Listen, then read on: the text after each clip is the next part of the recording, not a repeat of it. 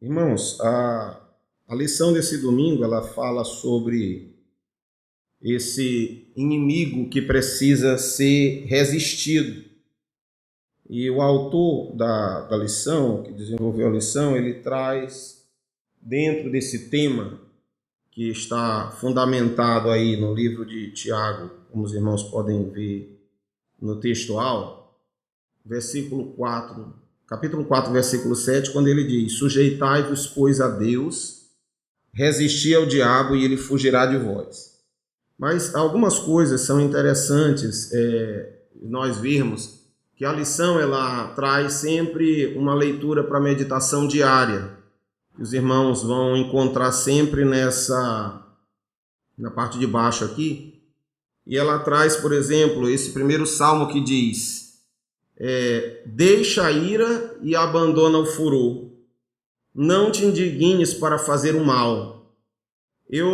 A lição ela tende a trazer algumas coisas que são do princípio prático de nós servirmos a Deus. Se nós olharmos para a epístola de Tiago, que nós vamos usar como base para o estudo de hoje, nós vamos ver que a epístola de Tiago ela é bem interessante. E uma curiosidade que é revelada na lição é que a epístola de Tiago é o escrito mais antigo do Novo Testamento. Ele foi escrito entre os anos de 40 e 45. Ou seja, às vezes a gente lê a Bíblia e acaba assimilando de uma forma indireta que a ordem cronológica dos livros é de acordo com a disposição que está. Mas a Bíblia ela não é um livro feito de uma maneira unificada. Ela foi escrita em um espaço total de 1.600 anos. E foi escrita por 40 autores diferentes, homens inspirados por Deus. E o que hoje nós temos em mãos é uma Bíblia feita, como o próprio nome diz, Bíblia, que vem de biblioteca, de livros. É um compêndio, agregaram pela tecnologia, pela imprensa, que já foi, depois, já nos últimos 2, 3 séculos, vem trazendo impressa para nós. Até então, toda a cópia das escrituras era feita de maneira manual. Eram copistas que faziam o registro das escrituras. E não eram copistas quaisquer, eram pessoas extremamente zelosas. Tinha um grupo de copistas, que nós tivemos a oportunidade de visitá-los num local chamado Qumran, próximo do Mar Morto. O local onde eles trabalhavam, eles eram tão zelosos pelas cópias da palavra de Deus, que para tudo que eles iam fazer, eles se lavavam. Havia uma necessidade imensa de purificação. O local onde eles moravam tinha piscinas, e olha que é deserto, mas a gente fica curioso que eles conseguiam captar a água da chuva, reservavam essa água em piscinas que eles faziam. Tinha em todo lugar, numa mesma casa, às vezes tinha 2, 3 lugares onde era feito o ritual da purificação. Até para tocar nos pergaminhos e nas escrituras, eles se lavavam, para os irmãos perceberem como era o respeito que havia pela escritura. De maneira que há quem diga que as escrituras não eram só copiadas, cada um com a sua letra, elas eram reproduzidas tal qual uma foto. E havia um cuidado para que nada fosse diferente. Então, algumas escrituras são encontradas assim, quase que como uma cópia xerox de outras, né? Tal era o cuidado que havia nessa reprodução. Mas, enfim, isso é para mostrar que a escritura, os livros, a disposição deles, não obedece a uma ordem cronológica sequenciada, mas são compêndios que foram colocados todos no mesmo lugar. De maneira que há essa noção de que a carta de Tiago à igreja, foi o primeiro dos livros do Novo Testamento que foi escrito. Tiago viveu, esse Tiago aqui, tem 3 Tiagos na Bíblia. 2 são discípulos. Tiago, irmão de João, foi discípulo. Tiago, filho de Alfeu, também foi discípulo. E esse é o Tiago chamado o Justo. Ele é irmão de Jesus, filho de Maria. Jesus teve, depois que Jesus nasceu, Maria teve outros filhos e filhas. Tanto que eles aparecem algumas vezes, são os irmãos e as irmãs de Jesus, que muitas vezes chegaram até ele e muitas vezes quiseram obter privilégios de entrar na sua presença. E uma vez Jesus até disse: quem são? Eles estavam do lado de fora, não conseguiram entrar no lugar que Jesus estava e mandaram um recado para ele que a mãe e os irmãos estavam lá de fora. A resposta de Jesus para eles foi essa: quem são meus irmãos e minha mãe? E ele respondeu para a multidão: são os que fazem a vontade do meu Pai que está no céu. Então, na ótica de Jesus, embora tenha o respeito de filho e tudo mais, ele sempre deixou claro que, por ser o Filho de Deus, havia essa relação humana direta, ela não poderia ser priorizada. A prioridade é de servo e serva. Maria, antes de tudo, é serva, assim como os irmãos. Tiago, irmão de Jesus, não se converteu logo. Ele se converteu provavelmente depois que Jesus morreu e ressuscitou. Foi quando ele testemunhou a ressurreição, porque até então os próprios irmãos de Jesus não criam nele. Isso é razoável, porque Jesus chegou a dizer em determinado momento que um profeta não tem honra senão na sua própria pátria. Ele teve em Nazaré algumas vezes, mas não conseguiu operar mais milagres porque o povo era muito incrédulo. Então, aquela incredulidade dificultava.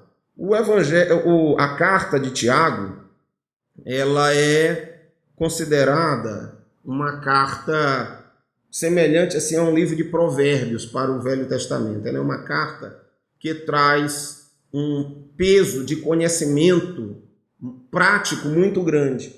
Então, o Tiago, quando se converteu, ele logo se destacou como líder dentro da comunidade da igreja que se formou em Jerusalém. Então, quando nós vemos Tiago, ele é um dos que preside o primeiro concílio, a primeira reunião da igreja formal. Ele é que preside, juntamente com Pedro. E ele era considerado Tiago o Justo. Ele viveu até o ano de 62 e foi morto apedrejado pelos fariseus.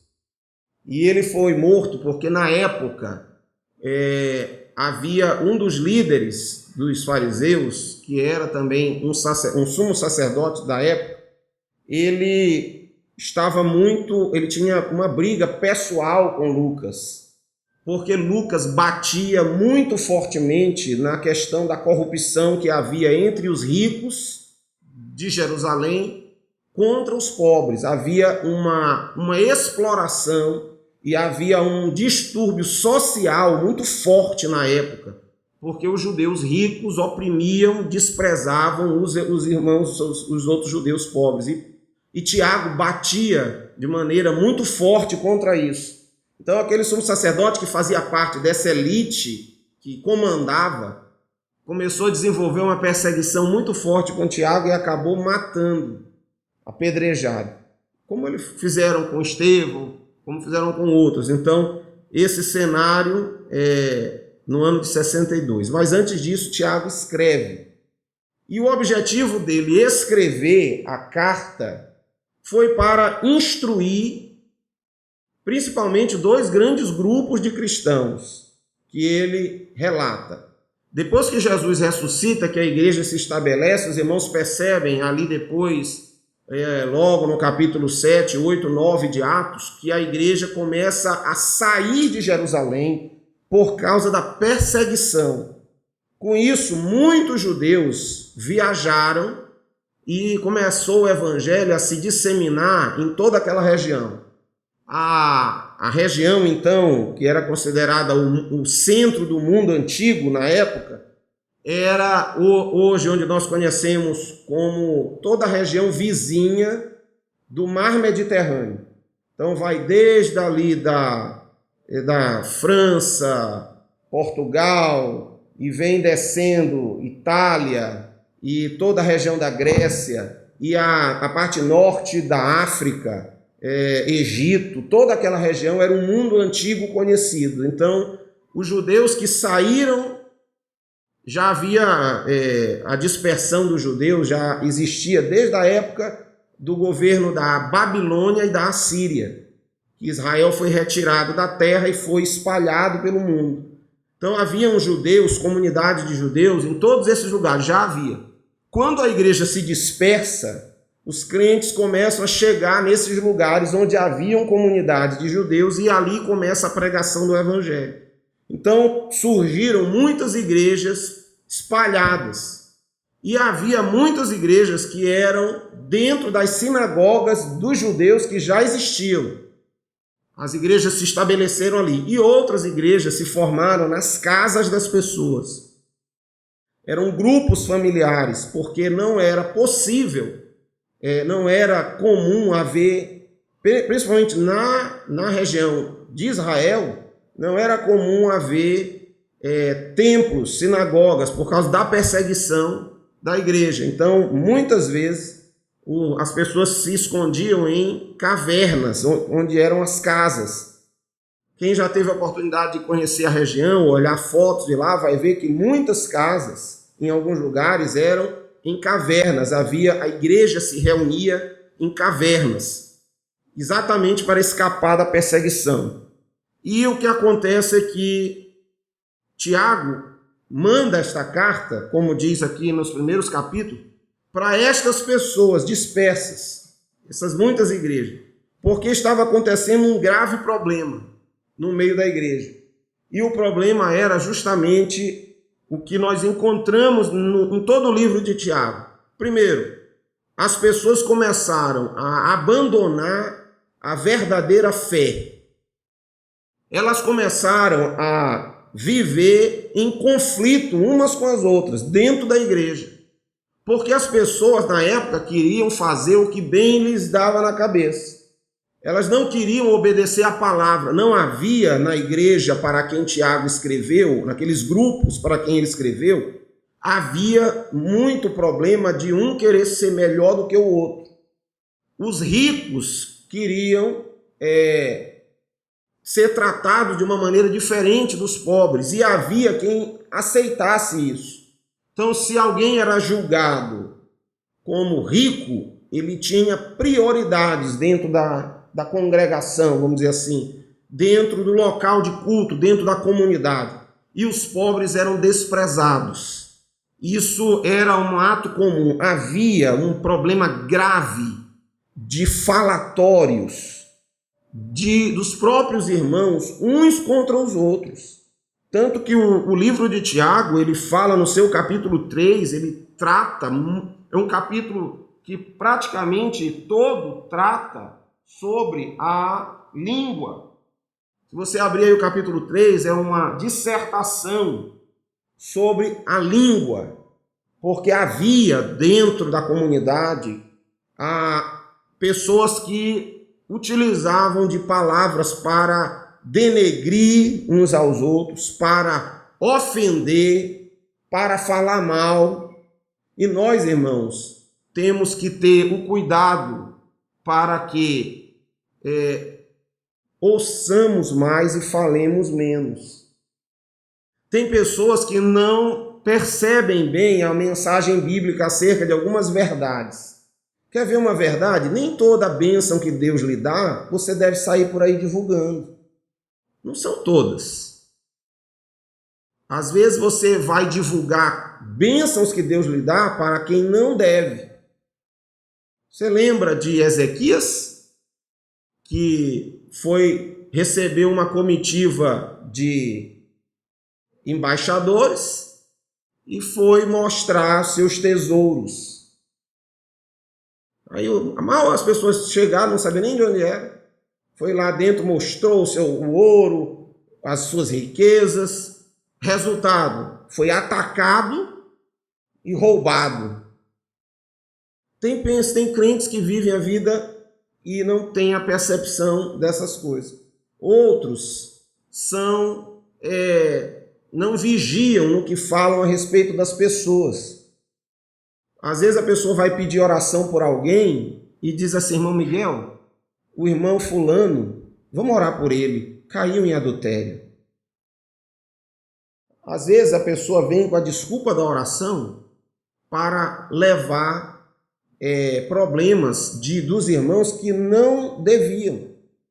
Às vezes até para pedir oração dentro da igreja nós temos que ter sabedoria. Dentro de uma igreja que tem uma comunidade de 100, 50, 100 pessoas, não é aconselhável que você vá lá expor um problema que pode se tornar uma fofoca na igreja. Tiago combateu isso no capítulo 3. Ele chegou a dizer que a língua ela é capaz de provocar uma destruição muito grande. E ele diz, inclusive, que uma das características do homem equilibrado, do homem transformado, do homem edificado, do homem que se adquiriu maturidade, é que ele tem capacidade de controlar a língua.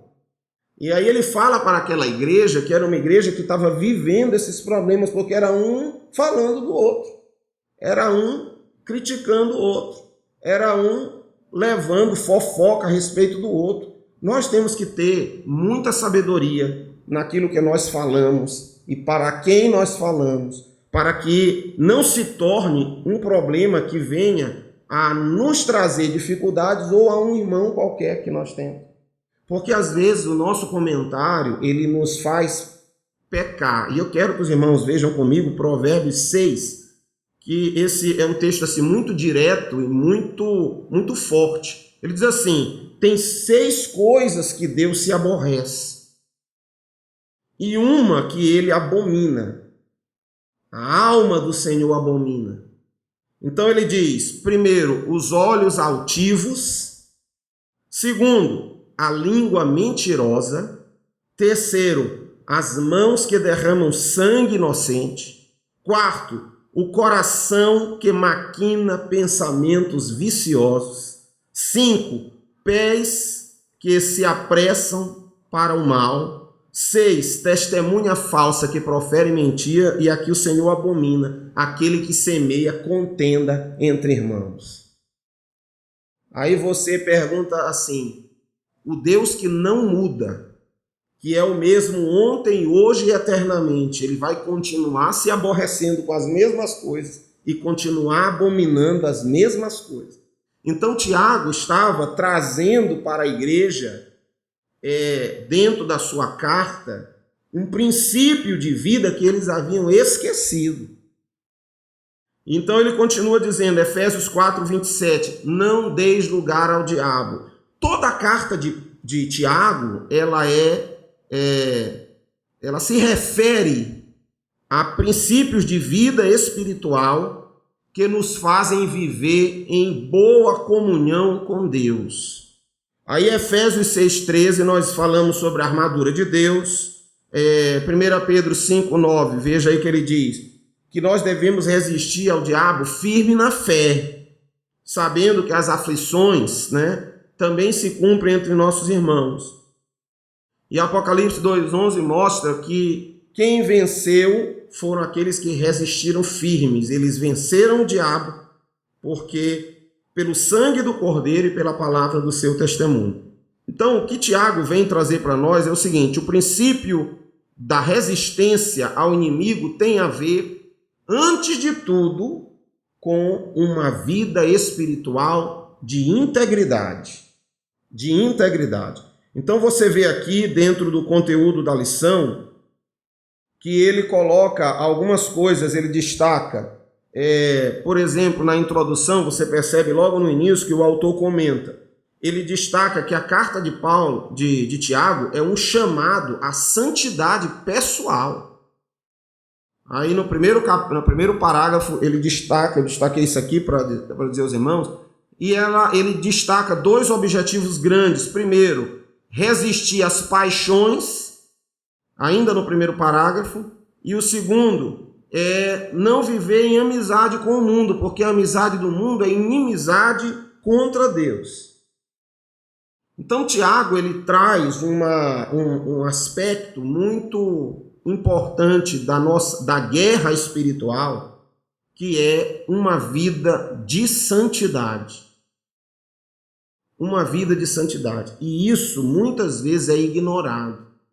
Porque quando nós tratamos e ouvimos falar de temas como guerra espiritual, há sempre uma alusão maior que as pessoas dão não só à oração, quanto ao jejum, e muitas vezes o ato de repreender.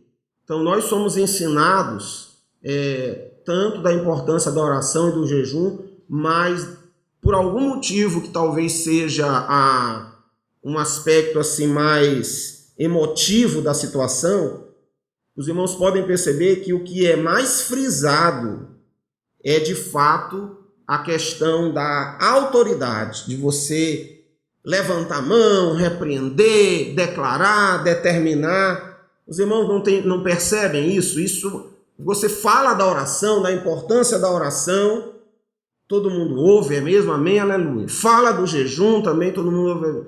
Mas quando você fala, você tem que declarar, repreender, glória a Deus, aleluia, é isso mesmo. Há uma emoção envolvida no ato que exige o mais fácil de nós, que é essa coisa do declarar, do levantar a mão, essa é a parte mais fácil. Mas para que essa parte tenha efeito, uma base deve ter sido construída. E a base, ela às vezes é desprezada. E a base qual é? É a oração, é o jejum e é a vida irrepreensível diante do Senhor. A vida de santidade. Por isso Paulo chama essa vida de santidade de couraça da justiça. Porque nós não temos do que ser acusados. Então essa couraça funciona para nós como um escudo protetor, como algo que não permite que nós sejamos atingidos. Então, o que Tiago traz na sua carta é uma ênfase, a importância de uma vida de santidade como a forma eficaz de nós enfrentarmos a ofensa, a agressão, o ataque de Satanás, resistirmos sem nenhum tipo de abalo. É o que nós vemos. Ainda na introdução, nós vemos ele destacar muitas vezes esse chamado à santidade. Então, ainda no primeiro texto, que é a primeira parte, a epístola de Tiago, ele diz o seguinte, que um dos objetivos era evitar, então, esses desentendimentos entre os cristãos do seu tempo, entre aqueles que estavam vivendo naquela época e que estavam vivendo esses conflitos e essas confusões. Ele enfatiza o cristianismo prático e uma coisa que é importante, nós vemos como estava o cenário para onde Tiago escreveu. Abra aí no capítulo 3, versículo 14. Veja o cenário, como nós descrevemos, o cenário que estava vivendo aquela comunidade. E, lamentavelmente, nós vemos que foi desde o início. Assim como Jesus ensinou que havia o trigo e o inimigo vem para plantar o joio, desde cedo a igreja ela recebeu dentro do seu meio pessoas que não entenderam, que não viviam a mensagem do Senhor. Então Tiago fala para uma igreja que estava nesse cenário, pessoas com uma inveja amargurada, ou seja, aquela pessoa que, os irmãos sabem que a inveja, aquela alegria, na sua essência, aquela alegriazinha interna pela queda do outro. Tinha pessoas naquela igreja que não suportavam determinados irmãos e viviam essa amargura, havia um sentimento de rivalidade, de disputa, talvez pela questão da posição. E até hoje nós vemos isso. Há pessoas cuja atuação na casa do Senhor, ao invés de ser com o propósito de adorá-lo, de servi-lo, na verdade estão na casa do Senhor com o objetivo de obter aplauso. Então elas querem pregar mais do que todo mundo, elas querem cantar mais do que todo mundo, elas querem fazer atividades para que as pessoas vejam e aplaudam e aprovem. E às vezes entram nesse sentimento de rivalidade. Quem faz melhor? Quem é melhor? Quem se destaca? Isso, lamentavelmente, tem sido comum. A gente tem ouvido, por exemplo, até entre aqueles que pregam a palavra de Deus, desde a época de Paulo, já tinha quem pregasse, irmãos, só para que Paulo fosse prejudicado. Irmãos, acreditam nisso? Ele diz na carta aos Coríntios que haviam pessoas que pregavam o evangelho apenas para Paulo ser responsabilizado e ser mais perseguido. Sabe o que ele dizia? Eu não me importo, o importante é que o evangelho seja pregado. Os irmãos lembram dessa? O que me importa é que o evangelho seja pregado. Paulo tinha uma visão do reino que é a que nós precisamos ter. Ou seja, se eu preciso fazer, posso fazer, preciso fazer o melhor de mim, mas o meu irmão também precisa fazer o melhor. Se eu faço o melhor e ele faz o melhor, 2 fazendo é melhor do que 1. Mas tem gente que não é assim. Eu tenho visto, irmãos, pregadores hoje e cantores, por exemplo, que querem chancelar os seus ministérios, não com a presença do Senhor, mas com um currículo de participações em eventos importantes da igreja. Eu já tive a oportunidade de ver pessoas pregando e no final ele diz: olha, eu estou com a agenda aberta, quem quiser me chamar. E quando se fala em chamar, traduza-se como uma espécie de cachê para estar em determinado local. E aí no final diz: o meu currículo é esse, já preguei naquele lugar tal, preguei, fui convidado para pregar nos Gideões Internacionais, que são aquele evento, nacional, na Adonep. Então, aquilo é vendido como um currículo. Como se dissesse assim, meu cachê é mais caro porque eu já preguei em tal lugar. Camboriú, né? Então, aí eu fui a Camboriú. Então, esse tipo de disputa era o que vivia a igreja de Tiago, para a qual Tiago escreveu. Era uma disputa invejosa, amargurada. E isso aqui é tão sério, irmãos, que hoje nós vemos na igreja verdadeira disputa. A gente ouve histórias de pessoas de pregadores por aí que disseminam mentiras de outro, para não haver concorrência.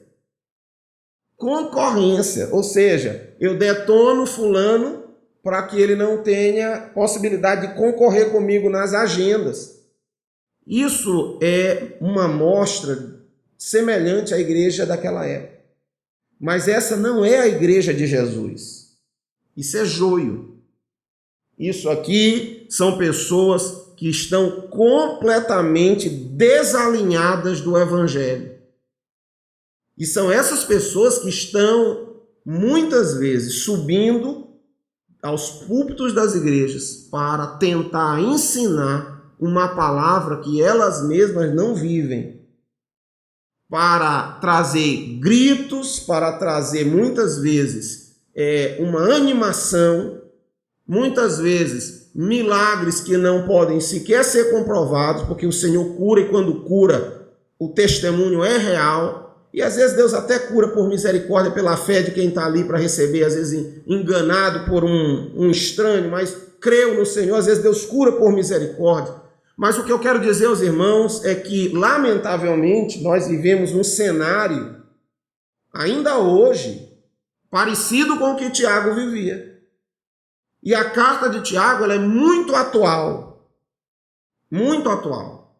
porque um outro tema que ele aborda é sobre a questão das riquezas e como a riqueza contamina aqueles que se deixam levar. E por isso nós vemos que parte desses problemas graves, assim a gente fica sabendo, tudo tem a ver com o tamanho de cachê.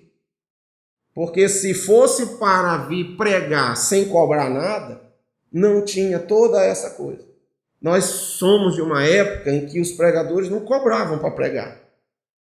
Pregavam porque queriam ver Deus fazer. E era uma época de grande avivamento.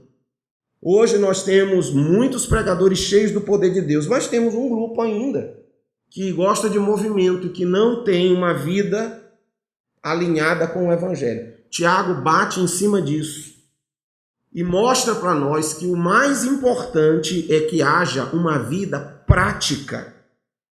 Porque ele não entra em choque com Paulo quando Paulo fala que a salvação é pela fé e não pelas obras. O que Paulo fala, e ele está dando uma ênfase, é que o ato da salvação, ele só tem a ver com a fé e com a obra de Jesus. E o que Tiago fala é que para que eu tenha a minha salvação evidente, eu preciso ter obras que comprovem. Funciona mais ou menos assim. Você pagou uma conta, mas a pessoa que vai olhar a conta paga, ela quer ter um comprovante na mão. O nosso comprovante de que nós somos transformados são as nossas ações, a partir do momento que a nossa fé exerceu em nós o processo de salvação. Que a graça de Deus nos alcançou e nós somos salvos, então a partir dali nós começamos a ser transformados e nossos atos mostram a fé que nós temos. A fé, as nossas obras não servem para nos salvar, mas todo aquele salvo demonstra sua fé por meio de uma vida alinhada com a palavra. Aí nós podemos citar inúmeros exemplos. Desde cedo, os homens são chamados a obedecer. Desde Adão e Eva.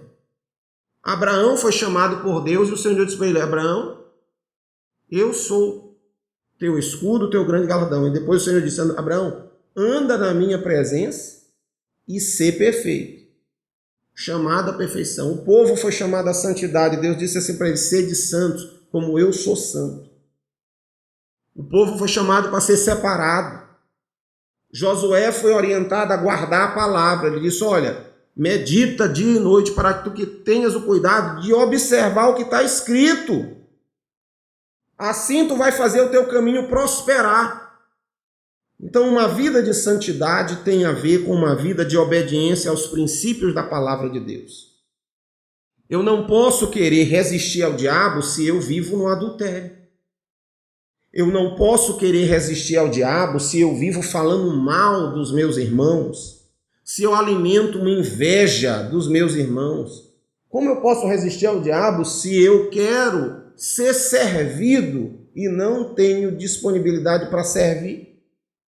Como pode eu querer ser mais do que o Senhor que lavou o pé dos discípulos? Eu nunca estou disposto a lavar os pés, eu tenho que sempre ter a honra. Porque se eu chegar numa igreja e não me chamarem de apóstolo, eu me aborreço. Se não me colocarem para sentar no púlpito, eu me aborreço. Ainda hoje tem pessoas que, lamentavelmente, chegam na igreja, não têm a educação de se sentar e aguardar serem chamados. Entram e já vão subindo para o púlpito e acabou. Lamentavelmente, nós ainda vivemos essa... Como é que eu posso resistir ao diabo se eu vivo uma vida de mentira? Como eu posso resistir ao diabo se eu venho para a igreja, venho aos cultos, louvo, mas quando chego em casa, eu recebo, eu tenho acesso, eu compartilho, eu vislumbro, aplauso, conteúdo pornográfico na televisão, no computador, no telefone, eu sorrio e curto o conteúdo inadequado que eu recebo de amigos, guardo aquilo no meu celular para rir com as pessoas. Como eu posso resistir ao diabo se eu ajo dessa maneira? Pense que brecha grave eu tenho na minha vida para ir mexer, como diz o ditado popular, cutucar a onça com a vara curta. Porque eu não posso, dentro da vida cristã a que eu me proponho servir a Deus, eu não posso esperar vitórias se eu dou brechas tão graves na minha vida pessoal. Aí você começa a perceber que, claro, que há lutas que vêm para Deus alimentar a nossa fé. Tiago nos ensina a ter perseverança, porque nós vamos ser aperfeiçoados na tribulação. Não há vida espiritual sem tribulação, irmãos. Ninguém pense que veio a servir a Deus e não vai ter tribulação. A tribulação é inerente ao homem. Jesus disse, teremos aflições, mas tem bom ânimo, eu venci o mundo.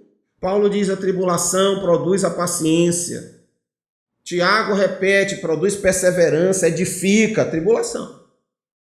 Mas a tribulação, ela não vem além da nossa força. Junto com ela vem o escape. Também nós somos tentados.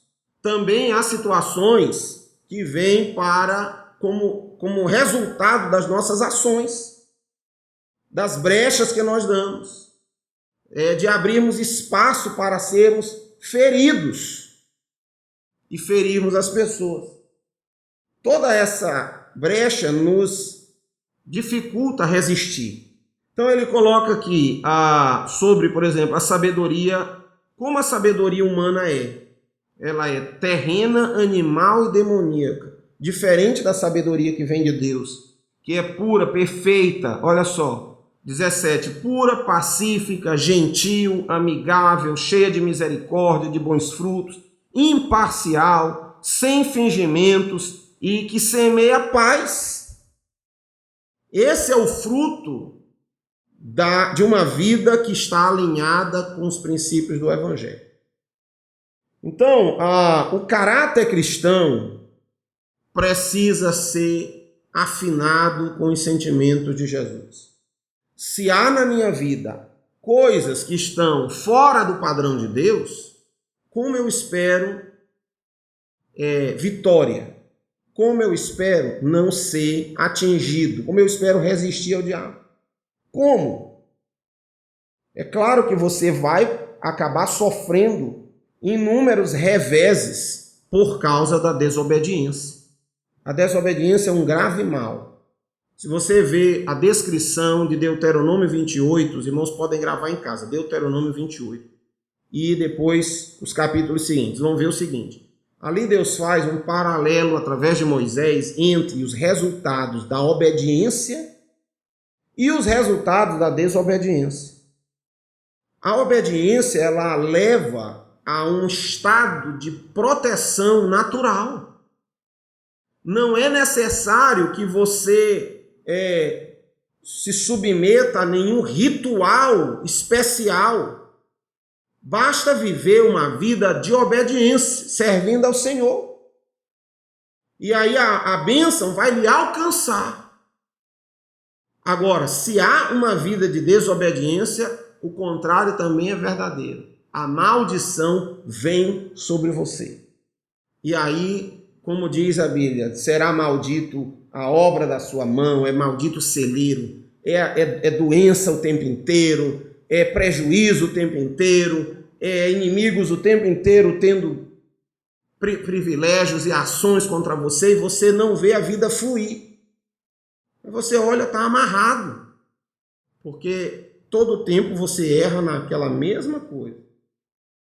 A carta a Tiago é um chamado para nós analisarmos a nossa vida como crentes no Senhor, para ver se nós estamos de fato agradando a Deus com as nossas ações e caso a gente entenda que não está, sempre a misericórdia de Deus está a nosso dispor para que haja em nós transformação, mudança, melhora. Por isso a Bíblia diz assim, aquele que mente não mente mais, aquele que invejava procura não invejar mais. Tem coisas da nossa vida que são como vícios. É difícil você largar. Às vezes você é acostumado a fazer algo e você não consegue largar. Mas nós sabemos aquilo que nos aprisiona, irmãos. Nenhum de nós é ignorante. Você pode não reconhecer, mas você sabe o que lhe aprisiona. Se você mente muito, você sabe que mente muito. Se você consome conteúdo inadequado, você sabe disso. Muita gente se esconde atrás da desculpa de que sou fraco, sou humano, sou gente. Mas antes de tudo, você é servo de Cristo e tem poder de Deus para vencer aquilo que lhe atrapalha.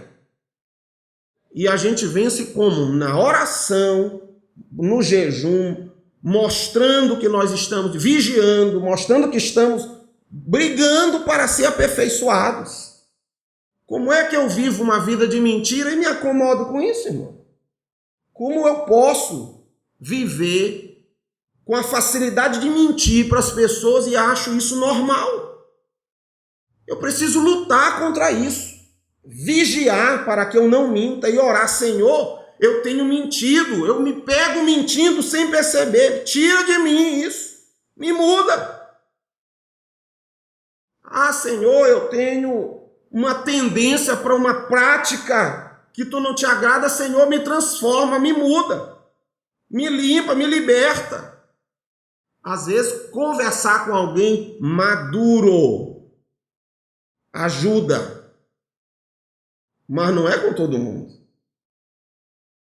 É com um irmão maduro, para que depois o seu problema, e olha que eu vou dizer aos irmãos, às vezes a gente ouve falar de problemas cabeludos, problemas que a gente não tem coragem de falar, problemas assim graves, coisas assim anormais, vamos dizer assim. Você diz assim: meu Deus, isso aqui realmente é assim, desse jeito. Lamentavelmente as pessoas vivem de diversas formas, então, e às vezes estão fracas, precisam de ajuda, mas não são todos que têm a capacidade da parte de Deus de aconselhar. Então, se você em algum momento tem a necessidade de conversar com alguém, busque alguém maduro, uma pessoa que tenha equilíbrio espiritual, que tenha bom testemunho, que seja cheio do Espírito Santo, uma pessoa que você veja frutos do Espírito na vida.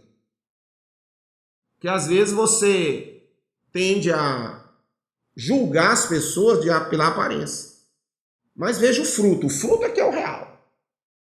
Se o fruto é adequado, talvez então você vá... tem fruto? Tem. Então, é um dos critérios para que eu divida com aquele irmão algo da minha dificuldade. Eu vou contar um exemplo aos irmãos. Recentemente, um determinado coach, né, um administrador com formação em coach,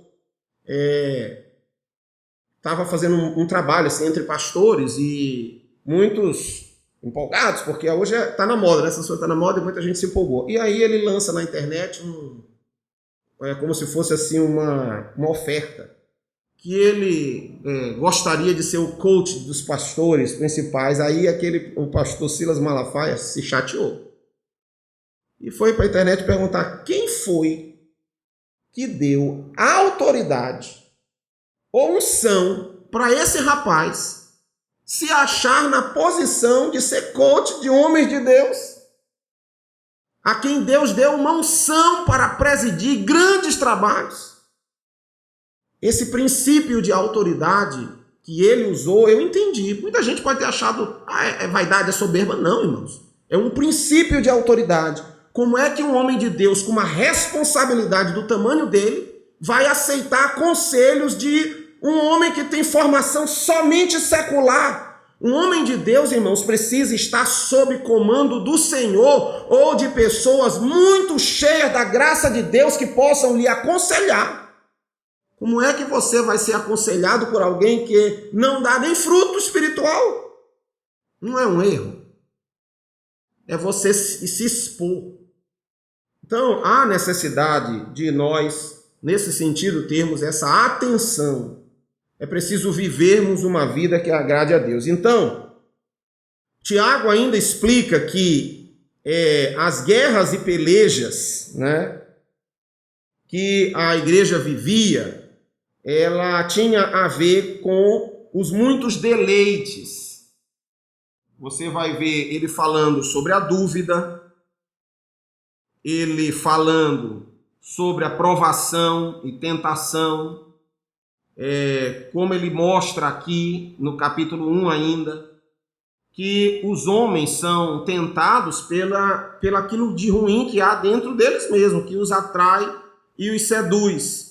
Ele narra sobre a importância de pregar a palavra, comenta sobre as muitas as questões da fé, e aqui no capítulo 4 você vê aí ele expondo para a igreja qual é a causa, de fato, das muitas guerras e brigas que haviam entre eles mesmos. Ele diz aqui, de onde isso vem? Senão dos prazeres que estão em conflito dentro de vocês. Ou seja, a grande fonte que ele expõe das guerras, das lutas, dos conflitos entre os irmãos, tem a ver com a busca de satisfação pessoal e não a do outro. A Bíblia diz, ninguém busque só o que é para si, antes busque o que é do outro, se importe com o outro. Paulo chega a dizer assim, se vocês estão em conflito, por que vocês não têm capacidade de julgar dentro da igreja? Por que vai para a justiça? Por que processa o irmão? Paulo chega aqui, não tem ninguém entre vocês sábio para solucionar o conflito? Ele pergunta. Ou então, qual seria o ato correto? Por que vocês não sofrem o dano para acabar o conflito? Ou seja, tem uma folha de papel, eu estou aqui, irmão Miguel puxa para um lado, eu puxo para o outro, eu digo, irmão, fique logo com o papel, para não ter conflito. Esta deveria ser a ação, é o que Tiago diz aqui. Mas por causa daquela coisa, não. Se tem que ser bom para mim. Os outros é que se dane. Eu tenho que ser o primeiro da fila, eu tenho que ser o que ganha o primeiro lugar, tudo eu tenho que ser o primeiro. Quando nós queremos sempre satisfazer o deleite pessoal, aí há um conflito. Porque um quer puxar para cá, o outro quer puxar para lá. Então, o que o Jesus ensinou foi, antes de tudo, que nós sirvamos. Sirvamos. E é isso que é a atitude que é mais adequada. Então, ele mostra que esses deleites, ele continua citando desde o versículo 1 até o nome deleites, ele destaca aqui na lição, no tópico 2, segunda parte, fala sobre os deleites. Você vai ver aí que ele até traz do grego o deleite, que vem do grego edonê, de onde também saiu aquela palavra chamada hedonismo, que é exatamente a busca pelo prazer pessoal. Que na época dos gregos isso se tornou muito enfático dentro do ponto de vista do prazer carnal. Daí veio o nome hedonismo, a pessoa que vive buscando sempre a sua satisfação. Então, quando a pessoa tem esse sentimento egoísta, então ele produz conflitos dentro da igreja ou em qualquer lugar que seja. Os irmãos devem trabalhar e estudar. Então já viram que esses conflitos ocorrem no nosso ambiente do mundo, porque as pessoas que não servem a Cristo tendem a ser assim. Você pode ver dentro da sua sala de aula que sempre tinha aquele que queria aparecer mais do que todo mundo. Era o chato, mas que queria aparecer mais do que todo mundo. Dentro do trabalho tem pessoas que criam situações para derrubar as outras, porque querem ocupar um lugar de destaque, porque querem chamar a atenção. E o mundo vive dessa mesma competição e é dessa situação que Tiago fala. Outra coisa que ele cita que causa muito essas situações de conflito é a cobiça e a inveja. Tanto que ele fala aqui no versículo 2, dizendo o seguinte: vocês cobiçam e nada têm, matam e sentem inveja, mas nada podem obter. Vivem a lutar e a fazer guerras, nada têm porque não pedem, pedem e não recebem porque pedem mal, para gastar nos seus deleites. Ou seja, até muitas vezes as orações que as pessoas fazem, não fazem com vistas ao bem da sua vida, da sua família, dos demais, da igreja, visam com um único objetivo egoísta e imaturo. Os irmãos acreditam que há aqueles que oram para Jesus tirar a vida de outro para poder casar com a mulher ou com o marido? Há pessoas que oram assim, que vão atrás. Eu já vi pessoas irem pedir oração, eu já ouvi testemunho de irmãos que dizem pessoas que foram pedir oração para saber se deviam matar ou não a outra. Os irmãos eu já ouvi isso pessoalmente, de quem recebeu o pedido. Já tivemos outras situações, assim, pessoas que estão servindo a Deus ali, profetizando, e quando o Senhor revela, tem algo errado na vida, quando vai descobrir o que está no adultério. Está adulterando, mas está ali profetizando, está ali pregando. Que isso, irmãos? Isso é algo terrível. Antes de tudo, para a vida das pessoas. Então, nós temos que ter cuidado para que em nossa vida haja uma verdadeira sinceridade em servir ao Senhor. Porque muitos naquele dia vão chegar e dizer: Senhor, eu fiz e acontecia. O Senhor disse: nem vos conheço. Quem pratica a iniquidade não tem associação com Jesus. Não tem. Tiago era meio radical, os irmãos podem ter percebido aqui no texto. Ele era radical nesse sentido. É 880. João foi radical. Quando ele escreveu a revelação de Apocalipse lá para Laodiceia, ele disse: olha, não seja frio, não seja morno. Ou tu é quente ou tu é frio, ou seja, ou é cristão ou não é, ou serve ou não serve. Essa perseguição toda para quem Tiago escreveu foi o cenário de fundo de João também. Aqui, o imperador romano já começava a exercer influência para ser adorado. Esse pessoal da igreja viveu um período em que os imperadores romanos, principalmente a figura de um homem chamado Dioclésio, ele instituiu a adoração do imperador. E havia muitas igrejas que não queriam se desentender com o imperador. Então, eles eram igreja, mas no dia de culto ao imperador eles estavam lá. E a desculpa que eles davam é que aquilo era só de fachada, que não era.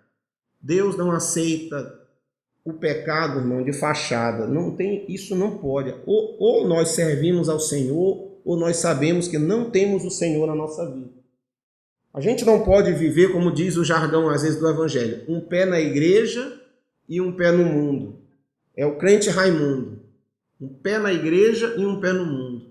Não podemos, porque a realidade da batalha espiritual que nós vivemos requer de nós que vivamos uma vida santa, íntegra diante de Deus, procurando viver corretamente na presença do Senhor. E quando nós tratamos disso, nós estamos falando não da possibilidade de eventualmente errarmos, mas estamos falando de pessoas que permanecem nessa prática sem querer mudar.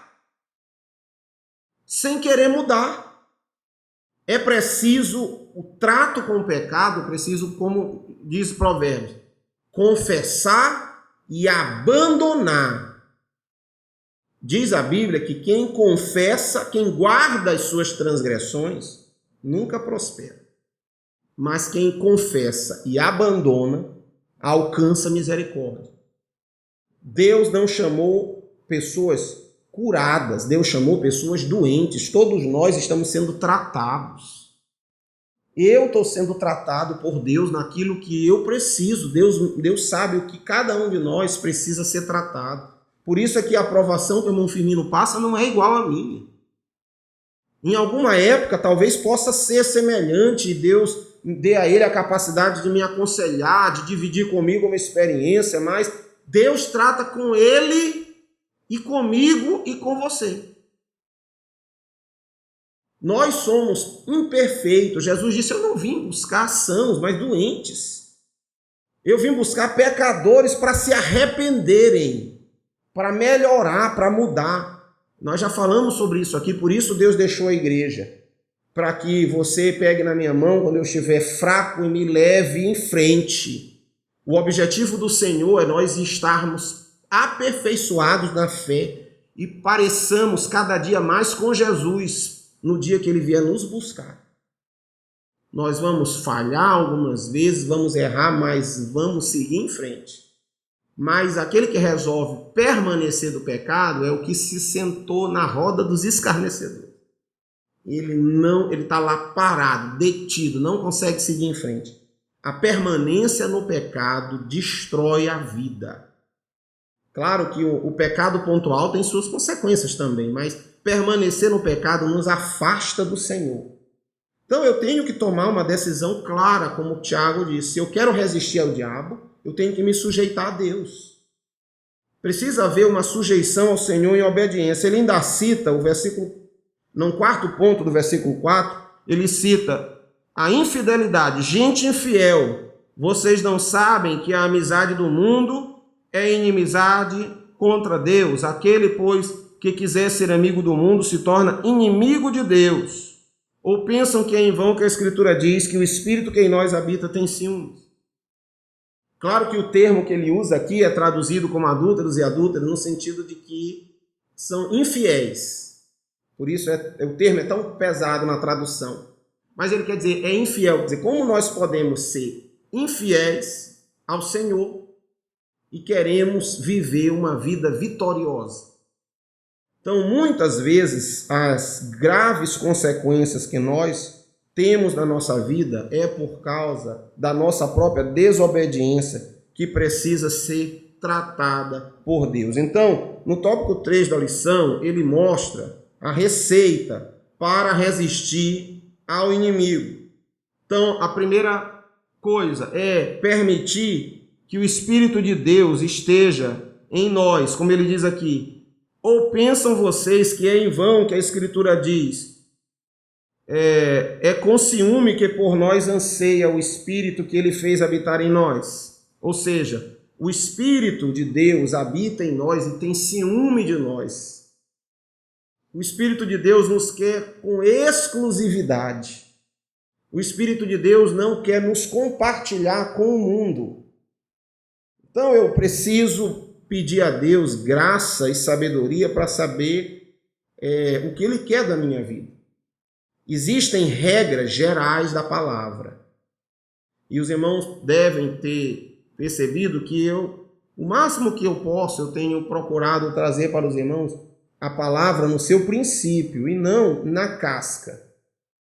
Então, se Deus nos der graça, é preferível que os irmãos entendam determinados princípios. Vou dizer como é um princípio. Há um princípio na Bíblia que nós citamos do amor, irmão. Paulo chegou a dizer, olha, irmão, ninguém tem nada a ver com a minha liberdade. Eu posso comer carne se eu quiser, mas se eu escandalizar o meu irmão, porque como carne, nunca mais vou comer carne. Eu limito a minha liberdade por amor, irmão, é um princípio. Às vezes, aí é o princípio daquilo que diz, tudo é lícito e nem tudo convém. É um princípio. Eu tenho a liberdade em Cristo de fazer muitas coisas, mas o que é que me convém? Eu limito. É um princípio. É mais fácil ensinar o princípio, você entender, do que só dizer, não beba bebida alcoólica, é proibido. É proibido você fazer isso ou aquilo. É proibido agir assim ou assado. Você deve entender o princípio da palavra e viver por ele. Porque o princípio que é aprendido, ele vai lhe fazer julgar entre as muitas ações que você vai viver na vida. Aí você vai dizer assim, é errado eu, num dia de chuva, de propósito, passar numa poça d'água para dar um banho em alguém? A Bíblia não fala disso, fala.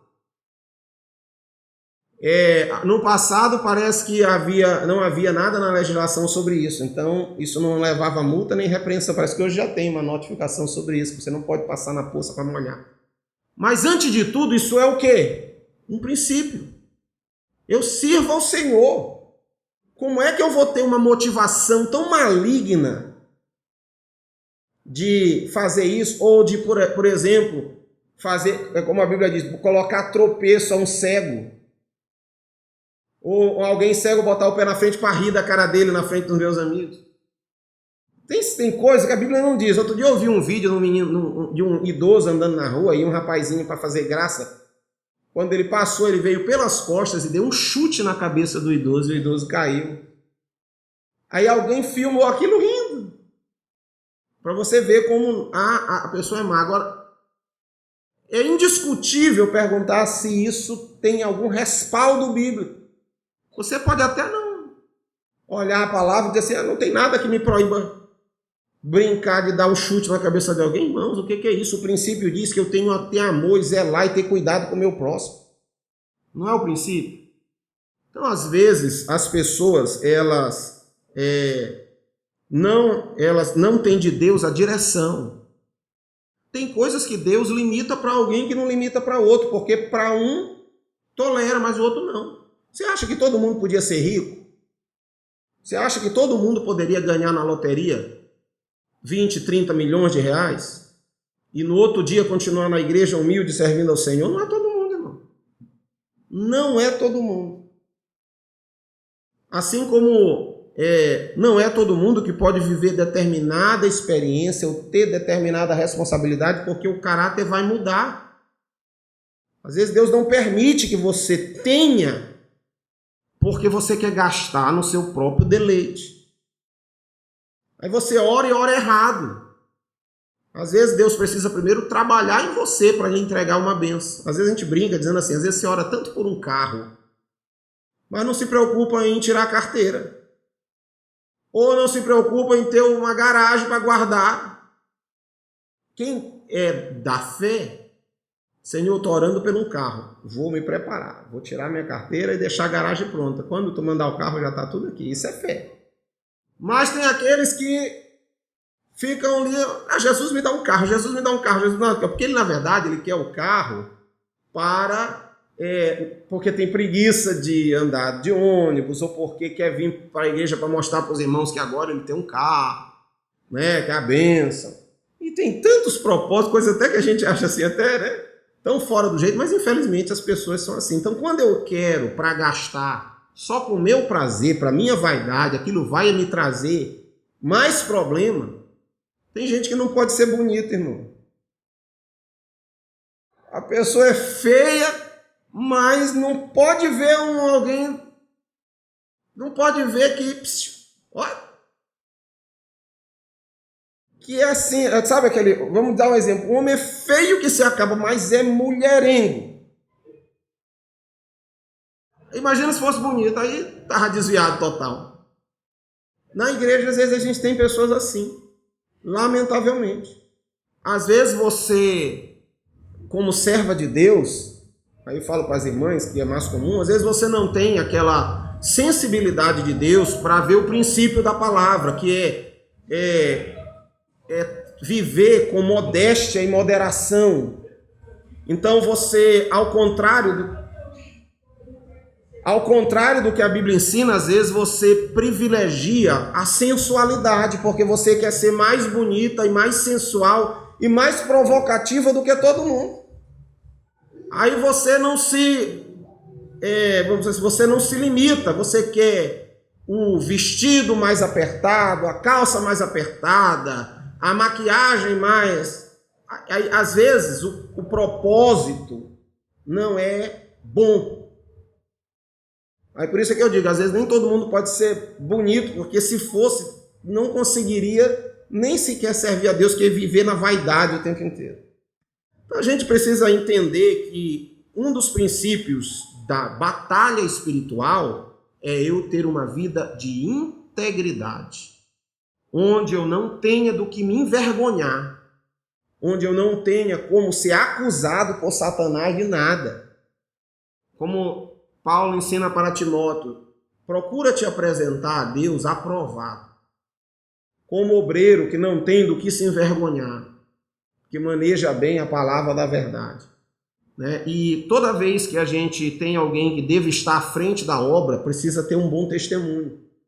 Nós não podemos colocar na frente da obra do Senhor gente que não tem fruto.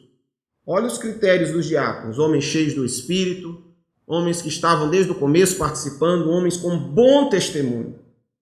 O fruto precisa estar presente. Valorize os que dão fruto na casa do Senhor. Honre os que dão fruto. Seja como os que dão fruto. Segundo que ele diz, a submissão a Deus. Se eu não me submeto ao Senhor na obediência, que é o principal ato de submissão a Deus, é a obediência. Ninguém pode dizer que se submete a Deus sem a obediência. Em tudo. Em tudo. Porque não adianta eu obedecer em uma área e falhar em outra. E terceiro, ele fala sobre os lamentos e resultados. Ele diz assim que nós precisamos perceber a nossa condição. Veja no versículo 9, quando ele diz assim. Versículo 8, ele diz. Eu acho até melhor ler desde o 7. Sujeitem-se a Deus, mas resistam ao diabo e ele fugirá de você. Ou seja, você deve se manter em obediência ao Senhor, diante das artimanhas, das tentações e das lutas, você fica firme, não desanima, não ceda, e você vai ver que em determinado tempo o diabo vai fugir. Só nesse versículo você percebe algumas coisas. Primeiro, se sujeitar a Deus é o pré-requisito para a vitória. Segundo, resistir é necessário. Não ceda. Por que não ceder? Porque em um tempo certo o diabo vai fugir. Nada permanece. Toda tribulação, toda tentação, ela tem um limite. Por isso a Bíblia diz, o choro pode durar a noite inteira, mas a alegria vem pela manhã. Por isso ela diz que Deus não manda a provação, Deus não permite a tentação, além daquilo que nós podemos suportar. Embora Ele não nos tente, nós somos tentados pelos nossos próprios desejos, mas Ele nos permite ser provados.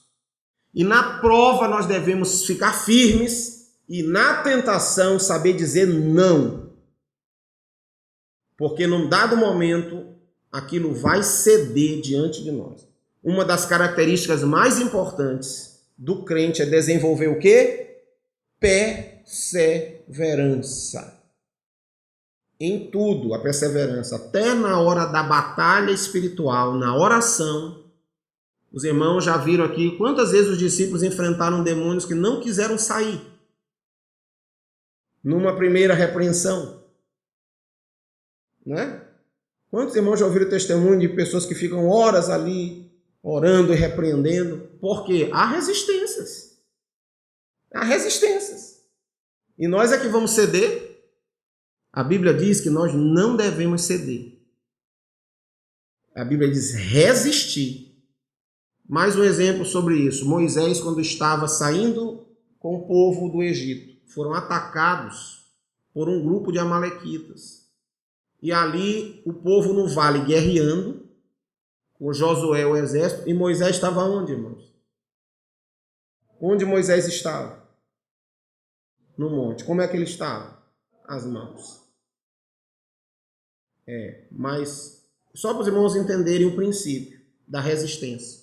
Enquanto a resistência de Moisés se mantinha, o povo ganhava. Quando Moisés cansava, que as mãos caíam, o povo perdia. Nós não devemos deixar de resistir. Foi necessário vir Arão e Hur para manter firme a mão, porque a unção e a vitória estavam na resistência nas mãos de Moisés. E ali Deus deu vitória para Moisés e para o povo, porque ele se manteve firme. Nós devemos ser resistentes também, porque no momento certo Deus vai nos dar a vitória. Então, o princípio da resistência está aqui. Outro princípio: cheguem perto de Deus e ele se chegará a vocês. Limpem as mãos, pecadores, vocês que são indecisos, purifiquem o coração. Veja a palavra, um outro detalhe interessante da epístola de Tiago, tem 108 versículos, toda a carta. Em 54 deles há uma ordem imperativa, ou seja, a metade da carta de Tiago é escrita num estilo literário que traz essa manifestação dessas palavras de ordem. O estilo literário ele vem. Há quem diga que não foi Tiago que escreveu, porque o estilo literário é muito da literatura grega. Ele trabalha com aquela argumentação, ele cria um personagem fictício que diz assim, que faz uma pergunta e ele mesmo responde. Esse estilo literário é conhecido como diatribe, é um estilo literário grego. E que mostra, Tiago cresceu num ambiente colonizado pelo Império Grego-Romano. Então ali essa cultura helênica foi muito presente. Então ele usa esse tipo. Então só aqui ele afirma 50 vezes. E uma das afirmações é essa: limpem as mãos, pecadores. Ele diz isso como uma ordem imperativa. E vocês indecisos, se decidam. Se decidam. Façam um compromisso de servir a Deus. Faça como Daniel, proponha no coração. É isso que ele diz aqui. O mesmo que João diz, não seja morno, se decida. E aí ele diz, reconheçam a sua miséria, lamentem e chorem. Ou seja, nenhum de nós deve se considerar, eu estou bem, estou perfeito, eu estou pronto. Não. Todos os dias nós precisamos olhar para nós mesmos e sermos trabalhados por Deus. Ache a sua fraqueza e trabalhe nela. Ore a Deus para Deus lhe fazer vencer. Porque é nesta vida de santidade e obediência que o diabo não vai poder tocar em você. A Bíblia diz assim, aquele que é nascido de Deus não permanece na prática do pecado. E o maligno não lhe toca. Então, você vê aí essa importância. Então, se você fosse resumir a carta de Tiago, você resumiria 3 temas principais, que está na conclusão aqui. Primeiro, a santidade, que vem pela obediência. E por último, a dependência de Deus. Tiago ensinou isso em sua carta.